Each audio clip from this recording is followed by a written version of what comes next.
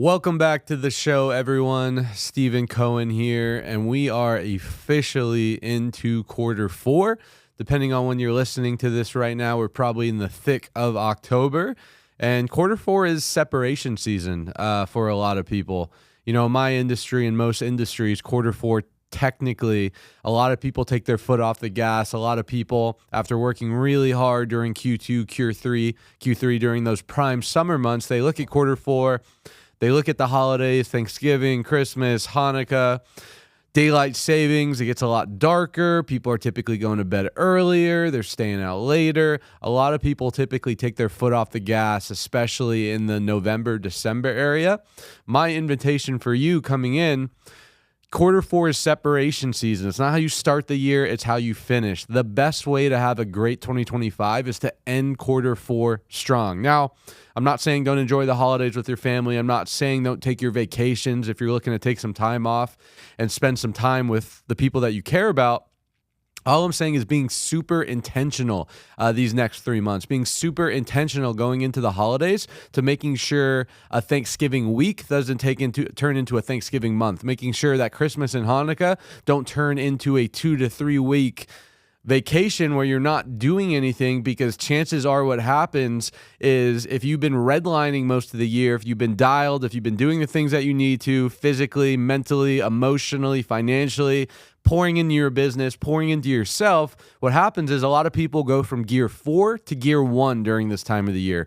And the challenge about that is you never gain any true consistency, which we're going to be talking about a little bit in the episode today. How do you stay consistent? You never gain true consistency if you're always going from gear 4 to gear 1, because you're taking 2 steps forward and 3 steps back. The idea here is to be in gear 3 and 2 these next 3 months. You don't have to be redlining. You don't have to be putting in 6 days a week, 10-hour days necessarily. Definitely enjoy the time with your family. Enjoy the fruits of your labor that you created during the springtime and the summertime.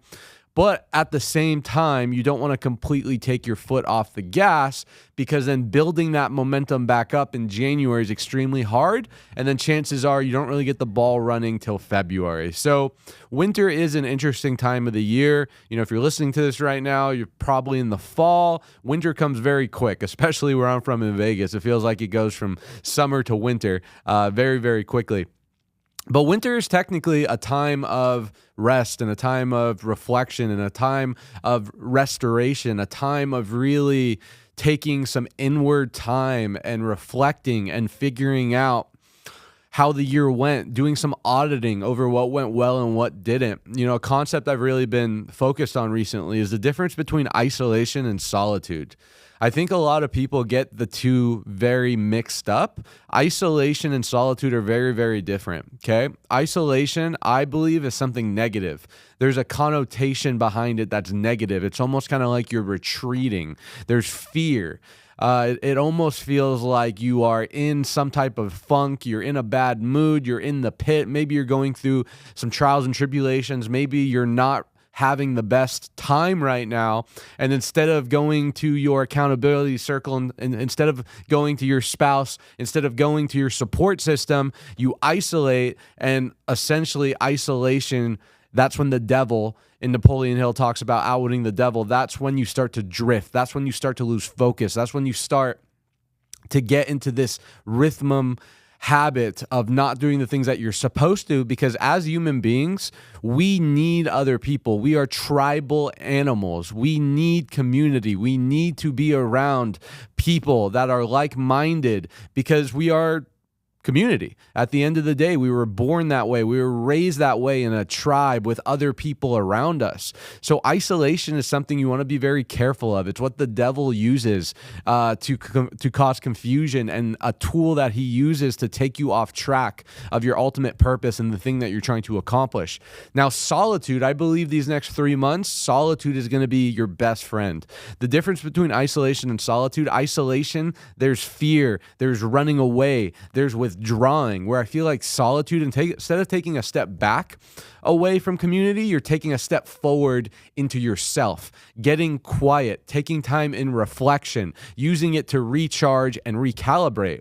I'm a big component, especially in the winter season, of solitude, right? Just like the animals do, they hibernate so they can make sure that they can store away their energy, their resources for the next season of life. I believe the same thing. So definitely take some time these next 3 months. Rest in solitude. Make sure that you're spending time with yourself, getting away from all the noise, getting away from all the events, maybe turning your phone on silence and do not disturb mode more frequently and consistently throughout the day so you can get in tune with your inner voice, guys. At the end of the day, our inner voice, our intuition, that voice in the back of our head, when we quiet things down around us, it knows what's best for us. It will help guide us to make the decisions that we need to. It'll help guide us in challenging times and moments where we're confused.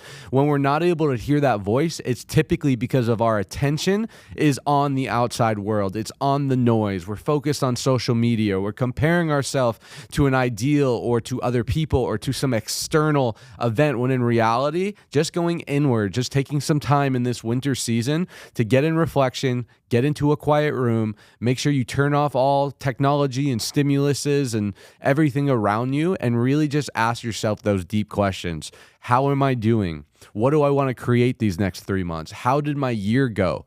What things aren't serving me that I need to let go of? What things are serving me that I need to double down? And I promise you, ourselves are the best type of counseling. We know what's best for us more than anyone else. Sure, we can get counsel from other people and advice and mentorship, but at the end of the day, a quote from the Buddha says that it's not about learning, it's about listening. It's not about learning new things, it's about listening to all the things that deep down intrinsically we already know, and just quieting the external voices and listening to our inner guidance system, because we know everything that we need to. So what we want to talk about today, guys, is how you can actually make a big difference in your life. Now, a lot of times when you listen to a podcast, or a lot of times when you're on social media or you talk to your mentor, you hear all the same things in terms of the steps on how to be successful. It goes something like this. Hey, Steven, you need to be more confident if you want to make that sale. Hey, Steven, you need to be more consistent if you want to break into that percentage of income. Hey, Steven, you just need to be more positive. Hey, Steven, you just got to focus. We hear this all the time. Hey, just do this, just do that. But at the end of the day, guys, what really is confidence? What really is being more consistent? What really is being positive? What really is having more focus? Intrinsically, we know what that means, but unless you actually break it down into actionable steps where you can actually do that, it's not really getting the advice you need. I can tell anyone to be more confident, but most people, they're not going to know how to conceptualize that unless they have some type of internal experience with confidence, that they've really worked hard on themselves to improve it. Chances are it's going to be a too surface level of advice, and they're not going to be able to actually implement that, okay? So what we're going to talk about is how do you become more of these traits that we all know of, that we have to become to be successful in whatever area of life. And we're also going to talk about how you can actually process it and learn it. To create some framework, guys, there's really 4 levels on how human beings process information. I learned this a really long time ago, and even till this day, it doesn't matter if you're learning a new skill, if you're learning a new message, if you're listening to a podcast, if you go to a seminar, if you're trying to level up in being a better musician, being a better father, better mother. There are certain steps that on a neurological level, our brain needs to go through in terms of learning new things and new information. Think about these steps as you're creating new muscle in your mind, new neural pathways. Neural pathways are being created all the time in our mind. When we learn new information, when we listen to a new podcast, when we learn a new skill, maybe we're taking a step forward in our business, maybe we got promoted into a leadership position. What we're doing is when we create new skills, new habits, new identities, new patterns of thought, they're called neural pathways. Think of these little pathways, kind of like a Jimmy Neutron, for those that remember that cartoon, where you have these neural pathways that go through your mind. Some are stronger than others. It's almost kind of like a spider web of neurons. The goal here is a lot of us, we have these negative neural pathways, these neural pathways of scarcities, and these neural pathways of lack and fear and doubt, because we've showered them so much over our years and years and years of being acclimated into our environment, being acclimated into the real world and from our programming. The idea here is to make these neural pathways, the positive ball of energy in your mind, way bigger than the negative ball of energy in your mind. But the first and only way to do that is you need to become aware of it first, okay? So the 4 different ways of learning information we'll talk about. 4 steps. Now, these are big words. Don't let it scare you. I'm a college dropout at a 2.7 GPA. Just be open-minded. A mentor once said, your mind is like a parachute. It only works if it's open. So be open-minded to this concept. There's 4 levels of information, learning new information. Step 1, you have unconsciously incompetent. Step 2, conscious incompetent. Step 3, conscious competent. Step 4, unconsciously competent. Now we'll break that down. Step 1, unconsciously incompetent. That is the stage of ignorant. That basically means you don't know what you don't know. For example, before you wore your first pair of shoes, I want you to go back in time, back to when you were 3, 4, 5 years old, and you didn't know what a pair of shoes are. Maybe you were walking barefoot, maybe you were crawling, maybe you were ahead of the game like me and had Velcro shoes before you knew what an actual shoelace was. You were unconsciously incompetent about the ability of tying shoes. You didn't know what you didn't know. If you join a new sales profession, if you start a new business, if you are looking to get into drop shipping or insurance or real estate, you are unconsciously incompetent to that new craft, to that new space, because you don't know what you don't know. You're ignorant, and that's okay. The only way to not become ignorant is to evolve to stage number 2, which is actually trying to do it, which is consciously incompetent. That is the second stage, which basically states that you now know what you don't know. You put on your first pair of shoes as a baby, as a child, and now you realize, oh God, there is this pair of shoes on my feet with these laces and strings, and I don't know what to do. That is, I just joined this new opportunity about direct sales and I started knocking doors, and there is so much information that I need to learn. Now, this conscious incompetent stage, the second stage, is the scariest part about this whole process. And this is where most people quit. This is where people get overwhelmed and they operate out of fear instead of faith, and therefore they quit at that new thing. Maybe it's taking a new job. Maybe it's trying a new opportunity. Maybe it's trying an online business. Maybe it's reading your first couple personal development books. And then you see all this information, you get overwhelmed, and instead of jumping into the unknown, you retreat back into the known. Once you get past the second stage, hopefully you get past the second stage, you evolve to the third stage, which is consciously competent. Now you know that you know. You understand the information, but you have to consciously think about it. You understand how to tie your shoe, but you have to consciously think about it. You can't have a conversation and tie your shoe at the same time. You're left over right, right over left. Please don't talk to me. I'm trying to concentrate. Okay? If we're maybe moved to a new home and we're driving from that new home to work, right? We have to consciously think about, okay, do I make a left here? Do I make a right here? What's my gate code again? Let me make sure that I can focus so I can understand the information. Conscious competence is a good stage to be at, but at the same time, you're having to put a lot of conscious effort into doing the skill or learning or trying the new job or attacking the new profession.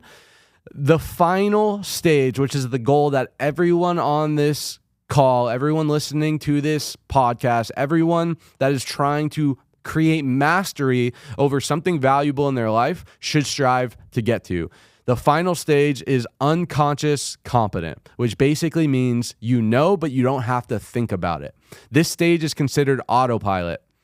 How you got from home to work today without thinking about it, that is unconsciously competent. What keeps your heart beating without you thinking about it, that is unconsciously competent. How you currently tie your shoe, I at least hope for some of us, you should be unconsciously competent at tying your shoe, meaning that you can tie your shoe without having to think about it, okay? The only way to get to this final stage of unconsciously competent is to create repetition at that third level, at the conscious competent level. You have to do the thing tens of thousands of times until it becomes autopilot. Just like tying your shoe, just like driving a car, just like doing all the things that you don't have to think about doing, that just becomes part of you, right? Internally part of you.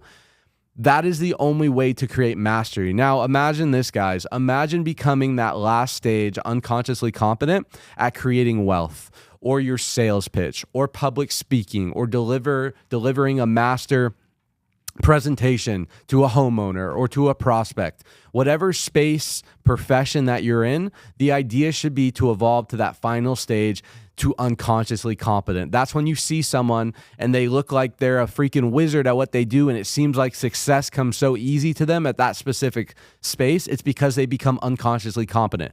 The person that makes a ton of money, goes bankrupt, makes a ton of money, goes bankrupt. The person that always is able to get back to that level of wealth that they originally started at, they are unconsciously competent at creating wealth. They are unconsciously competent at winning, versus a lot of us are unconsciously competent at losing, unconsciously competent at self-sabotaging, unconsciously competent at continuing to attract the same negative circumstances in our life. So the idea here, guys, is realize the steps of learning information. Step 1, unconsciously incompetent, conscious incompetent, conscious competent, unconscious competent.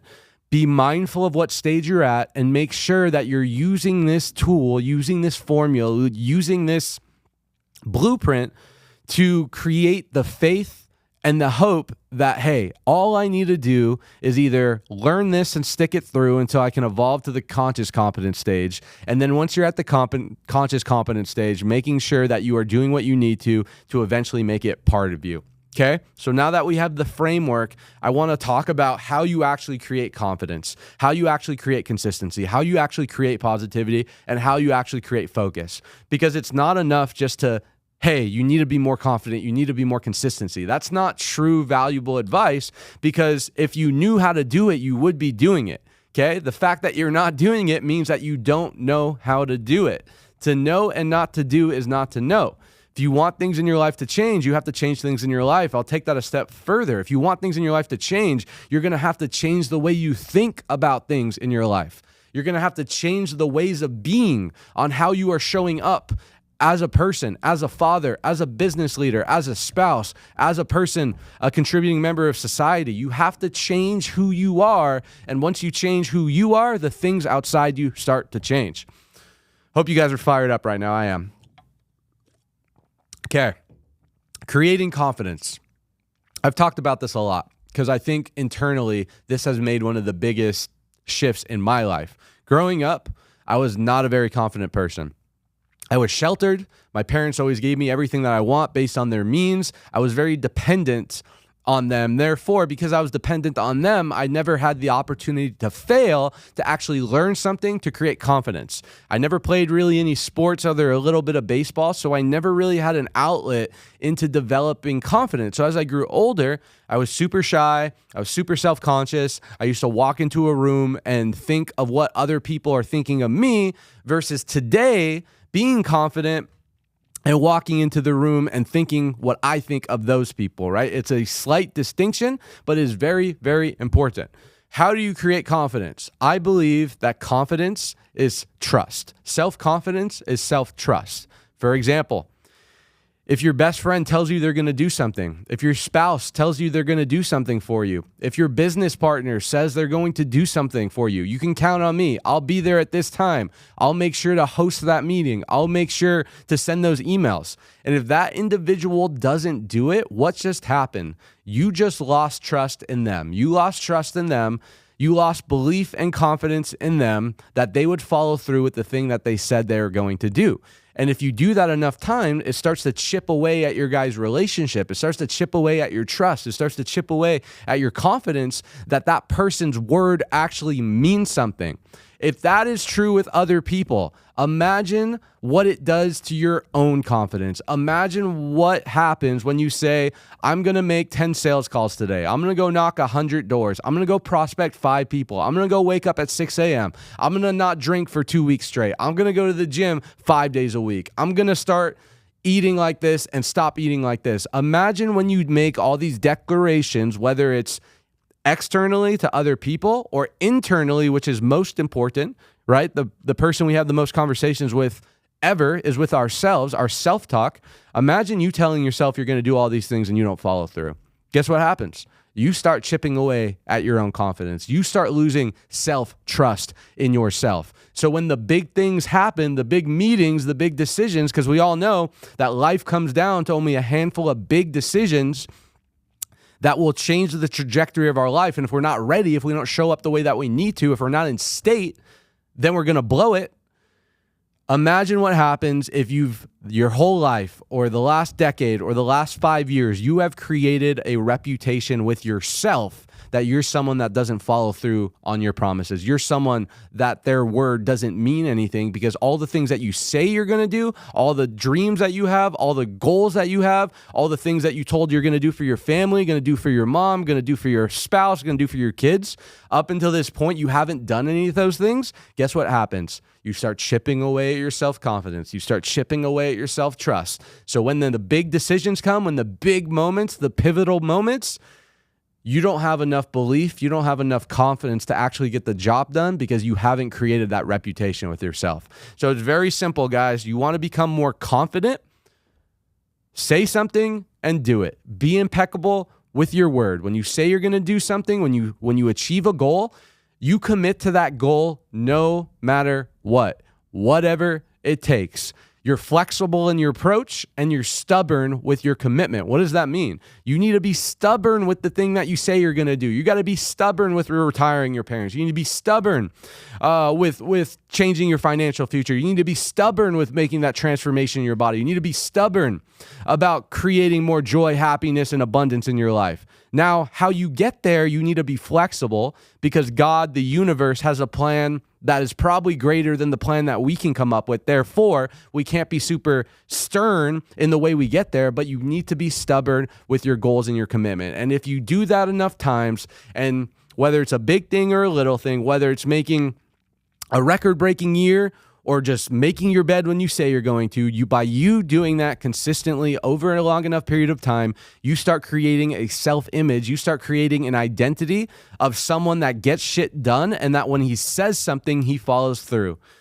I can 100% say with 100% certainty, guys, the reason that I am the person that I am today, that I can speak with the conviction that I do today, the reason that I feel like I've attracted and manifested the results in the life that I have today is because over the last decade, I've said things and I've done it. Sometimes it didn't come in the time horizon that I thought. Sometimes it didn't come in the way that I thought. Most of the time, it didn't come in the way that I thought.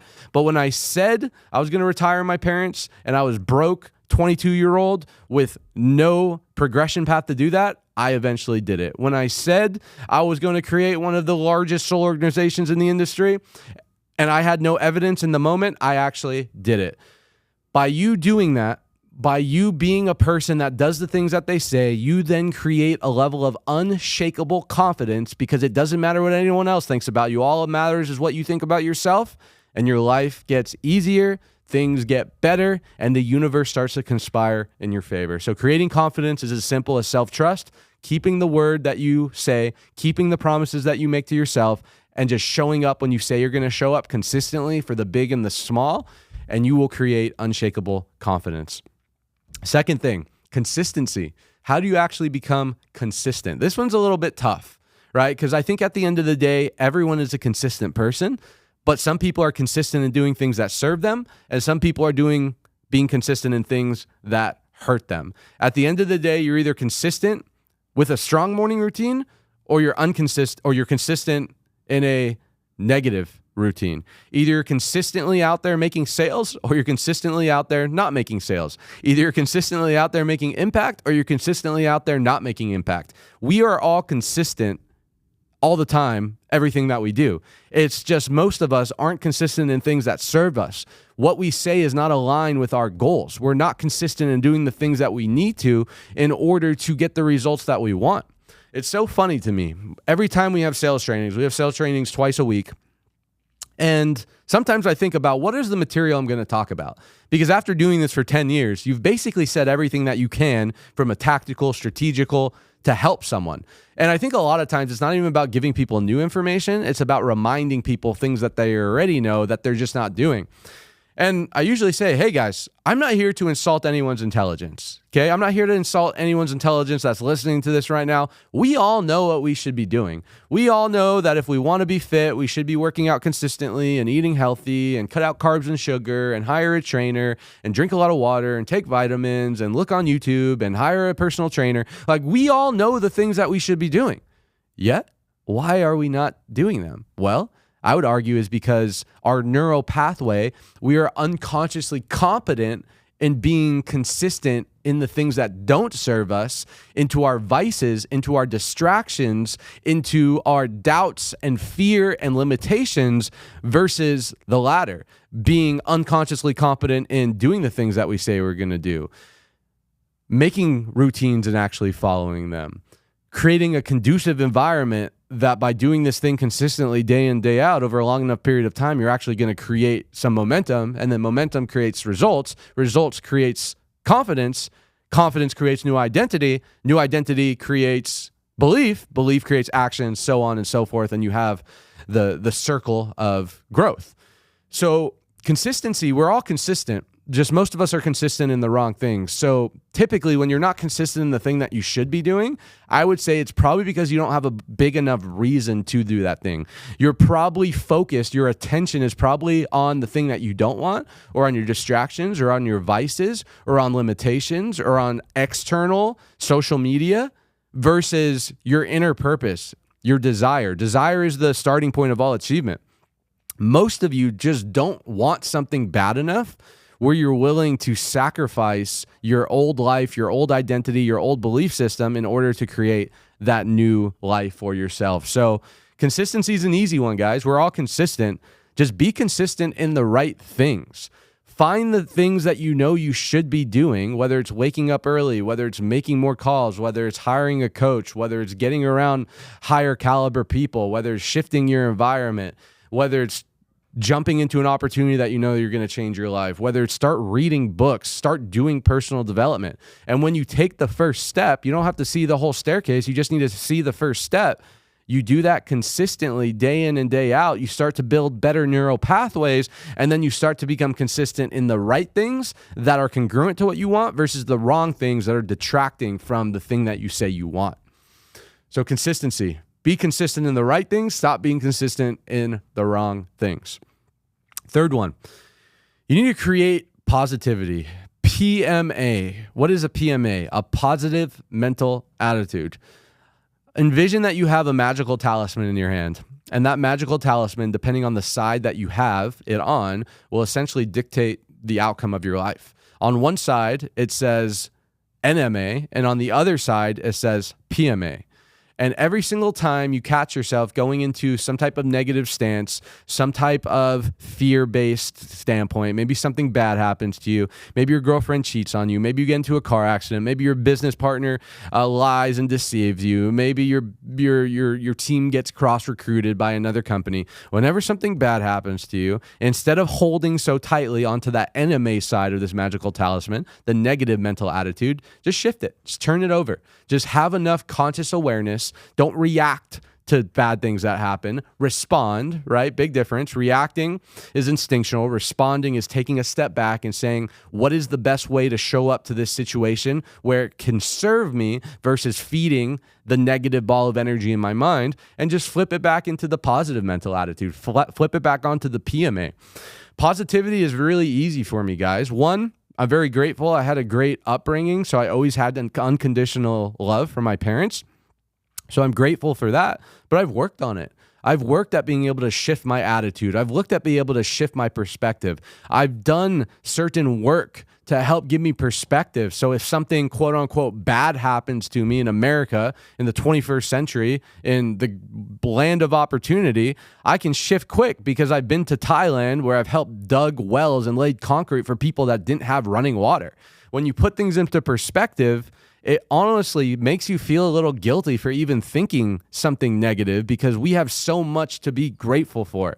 Gratitude trumps any type of negative emotion. You can't be grateful and negative in the same moment. They do not coexist. So being able to flood out the negativity with gratitude, and you do that by reaching for your experiences, reaching for all the things that you've gone through that have made you better, reaching for all the amazing things in your life. Because if you're listening to this right now and you're on a computer, a smartphone, an iPad, chances are you're probably in a way better position than 98% of the planet right now. You absolutely have something to be grateful for. And if you choose to be negative, because it is a choice at the end of the day, there's not many things we have control over in our life, but our attitude and our perspective is definitely one of them. It's a choice, and you are choosing to be there.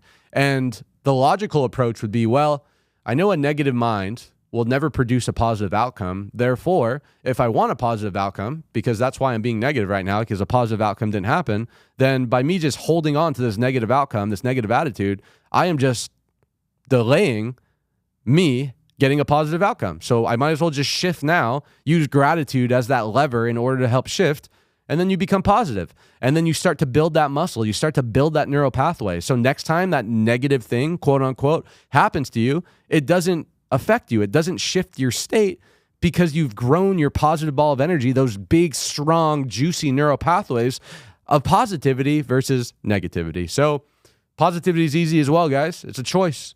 Shift, leverage gratitude, leverage all the amazing things that you have in your life. Think about all the other people that would trade places with you, and it allows it to reach for a better feeling thought. Once you reach for a better feeling thought, it makes it a lot easier to shift and climb your way up the emotional ladder. Last thing, focus. Steven, you just got to focus. You're just not focused. You're too distracted. How do you actually create focus? I think focus and consistency are very similar. Because if you're focused, you're typically consistent in the right things.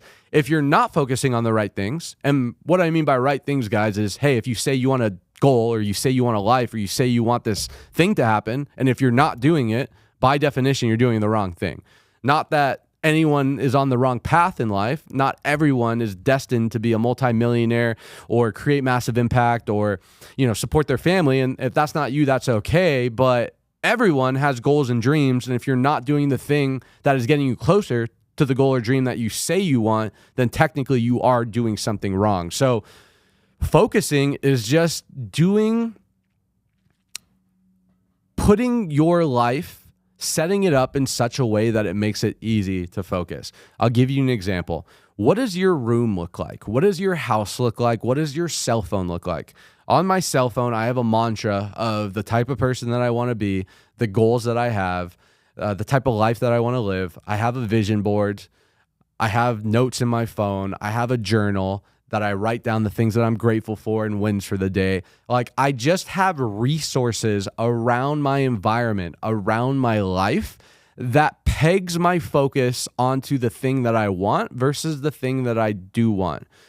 We are not disciplined enough as human beings to just will ourselves to focus on our goals and dreams all the time, because naturally we want to retreat into safety and into comfort. And chances are, safety and comfort are not moving forward to our goals, because in order to get the thing we want, we need to become the person that is worthy of achieving that. And chances are that's going to come with a lot of uncomfort, a lot of being molded by fire, and a lot of challenge and stress, because the only way to create a diamond is, as we know, is putting pressure on it. So pressure is a privilege. Therefore, set yourself up to win. Put yourself in situations, create accountability with buddies. I'm so grateful that my last 10 years in entrepreneurship, I've had people in my life that have held me accountable. I've had people in my life that I've been on the same journey with. So when that individual gets ahead, or I see him grinding, or I see him outworking me, or I see him waking up earlier than me or being more focused, it automatically snaps me into that state as well, because I don't want him to pass me up. A lot of us were comparing ourselves to the wrong people. We're comparing ourselves to our broke friends. We're comparing ourselves to the people not doing anything. We're comparing ourselves to these personas that we see on social media. Like, compare yourself to your buddy that has a similar goal and trajectory path to you, and utilize that level of competition. So focus, guys, is very simple. It's set yourself up where you're not relying just straight on willpower. Set your life up from a networking standpoint. Proximity is power, whether it comes to your peers, your friends, to what you see when you wake up in your morning, to your technology, what's on there. And the more things that you can put around that will stimulate the life that you want to create, the easier it will be to snap back into focus when you start drifting. And that will allow you to keep that level of consistency over a long enough period of time to actually create the thing that you want. We become what we think about most of the time. Earl Nightingale, all these things that we talked about. Confidence, consistency, positivity, focus, right? The 4 levels of learning, solitude and isolation. All these things go into your inner world. And it's crazy because the more this is on the forefront of your mind, the more investing in yourself and becoming a higher caliber individual, working harder on yourself than you do on your job, the more you do this, the easier the outside world gets, the easier life becomes, because you are then in flow with the universal laws. You are then in flow with your purpose. You are in flow with God and universe and source, because at the end of the world and at the end of the day, guys, I do really believe we are creators and we were put on this planet to have, be, do anything we want. You can't have everything you want, but you can have anything you want if you are willing to become that individual in order to get there. So thank you guys for tuning in. I hope everyone's having a great start to Q4 separation season. We have holidays coming up. We have daylight savings. We have the majority of the country that is taking the foot off the gas. I challenge you, I invite you, and I encourage you. Make sure you are that person that is staying in second and third gear. So come 2025, you'll be thanking yourself and it will make your year that much better. Thank you guys. Like, comment, subscribe. Please share this with someone that you feel like can get some value. We'll see you guys on the next episode. Peace.